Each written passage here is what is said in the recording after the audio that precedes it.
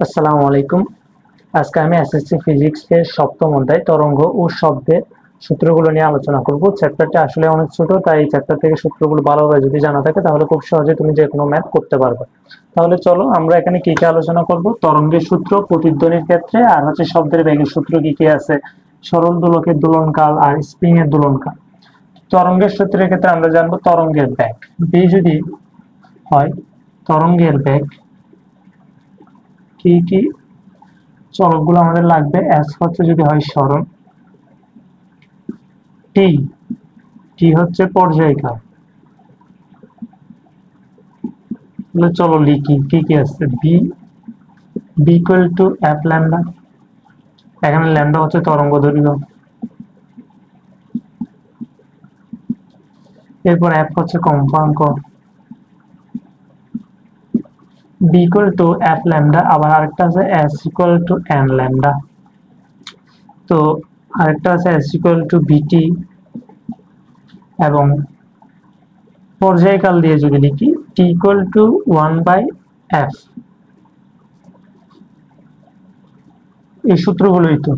এরপর আমরা একটা জানি এফ ইকুয়াল টু n/t। এখন এই n হচ্ছে কম্পন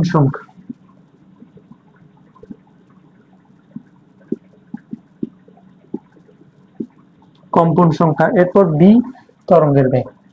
তাহলে এই সূত্রগুলি আছে, তরঙ্গের সূত্রের মধ্যে এগুলি আছে।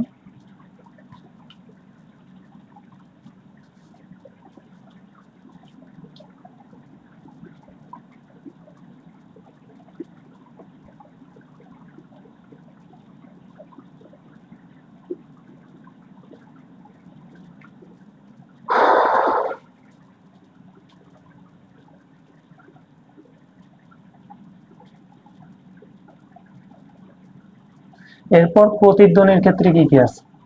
প্রতিধ্বনি মানে কি? এটা যদি একটা দেওয়াল হয়, এখান থেকে শব্দটা উৎপন্ন হলো, এখান থেকে শব্দটা গিয়ে এই জায়গায় যাবে, ধর এটা ডি দূরত্ব, এখান থেকে সেটা ধাক্কা খেয়ে আবার সেম এই জায়গায় আসবে, তাহলে আমি শব্দটা শুনতে পারবো।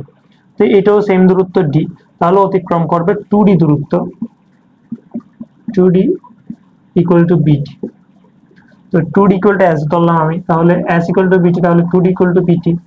তাহলে অতিক্রমে সেক্ষেত্রে হচ্ছে মধ্যবর্তী দূরত্ব, প্রতিধ্বনির ক্ষেত্রে দূরত্বটা হবে বিটি ডিভাইড বাই 2, এটাই।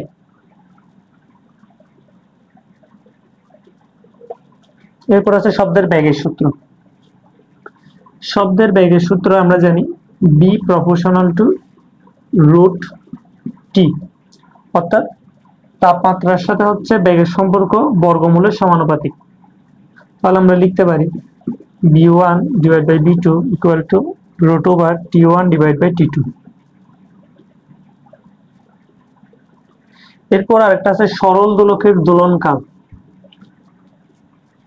সরল দোলকের দোলনকাল হচ্ছে t equal to 2 pi root over l by g, 2 pi root over l by g. এটা হচ্ছে সরল দোলকের সূত্র।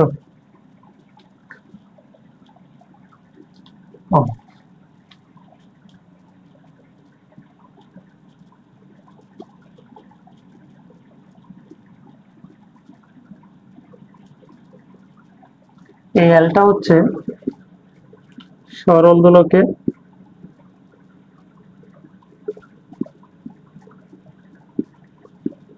কার্যকরী দৈর্ঘ্য।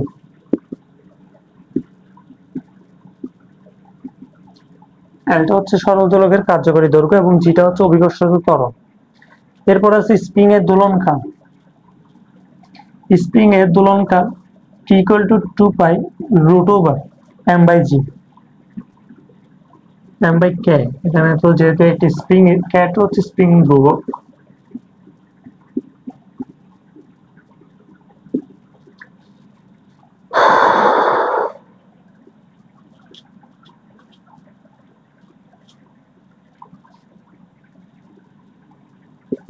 এমটা ঝুলানো বর, স্প্রিং এ যে বরটা ঝুলানো হবে।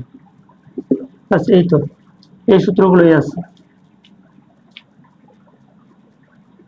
এর বাইরে তো তরঙ্গ শব্দ আর কোনো সূত্র নেই। তাহলে আজকে এই পর্যন্ত, দেখা হবে পরবর্তীতে অন্য কোনো ভিডিও নিয়ে। আসসালামু আলাইকুম।